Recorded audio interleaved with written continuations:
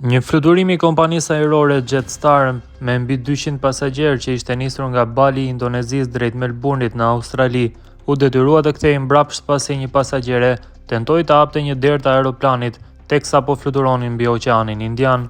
Incidenti ndodhi të hënën brëma më 31 mars dhe kompania e konfirmoi ngjarjen në një deklaratë të martën. Bëri veprime të papranueshme dhe u tregua agresive ndaj ekuipazhit, tha Jetstar duke sqaruar se pasagjeria u nxorr nga aeroplani nga autoritetet lokale në Bali pas uljes. Sipas një video të publikuar në rrjetet sociale, gruaja në pjesën e pasme të aeroplanit arriti të ngrinte dorezën e derës, por një sinjal alarmi njoftoi ekuipazhin në kohë.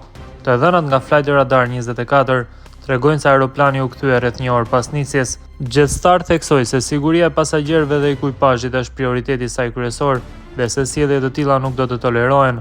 Incidentet me pasagjerë problematik janë rritur vitet e fundit, me raste ku pasagjerët kanë hapur daljet e emergjencës, kanë sulmuar ekuipazhin ose kanë detyruar ulje emergjente.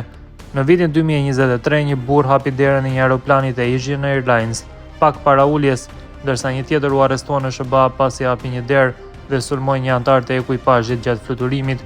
Autoritetet ajrore po marrin masa më të ashpra për të parandaluar raste të tilla.